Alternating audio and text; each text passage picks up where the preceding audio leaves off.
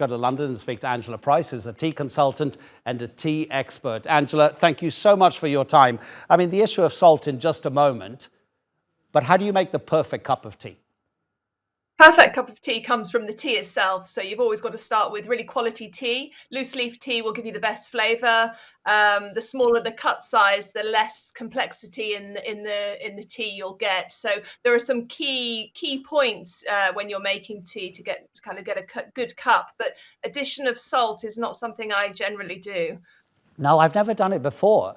But of course, over the past, I don't know how long, at least 10, 15 years, salt in chocolate has become more and more popular. And I must say, I do like that. So I may well try out just a tiny, tiny bit of salt. If it's based in science, there might be something in there. Obviously, you don't want too much.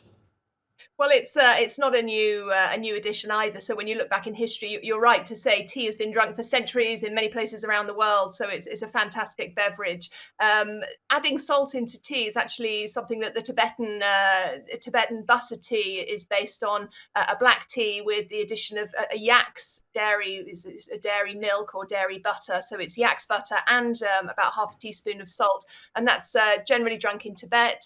It's a high energy drink, and so it's not a new concept, but certainly in the US and definitely in the UK, it anywhere outside of Tibet, I'd say it is a new concept. I think it's an interesting one, but my perspective is if you brew the tea correctly, you shouldn't be having any bitterness anyway.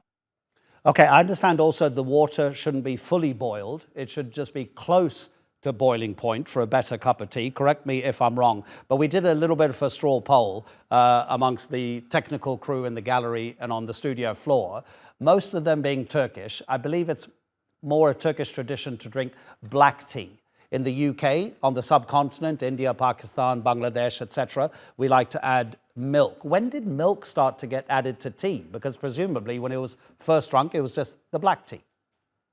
Exactly. Historically, it would have been green tea when you kind of go right back to the roots of thousands of years back when tea was discovered. It was green tea, and black tea followed soon after. But the addition of milk into tea is an interesting one, depending on whereabouts in the world you're drinking your tea. Some nations do. Our neighbours in France don't add any milk into their tea, so it's quite interesting how that has spread.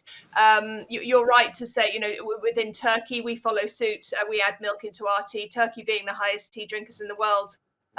Drink a huge amount of tea with milk. So how it evolved has got many theories. Some is linked to the bone china that was created in the kind of 17th century, it being very fine porcelain china.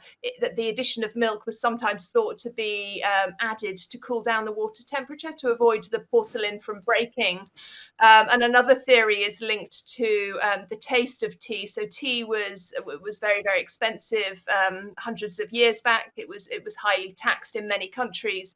So it was often blended with other herbs and spices, and sometimes even things like mud or soil. So there was a lot of contamination that happened when tea was highly priced. The addition of milk was thought to help make it more palatable and easier to drink. So we haven't got an absolute exact knowledge as to why and why the addition of milk did start. And so I don't know if the sort of introduction to this item resonated with you, but I think I would have fewer friends if I didn't like tea. I mean, I almost can't walk into a home in the UK without one of the first words coming out of my host's mouth, or mine if I'm the host, cup of tea.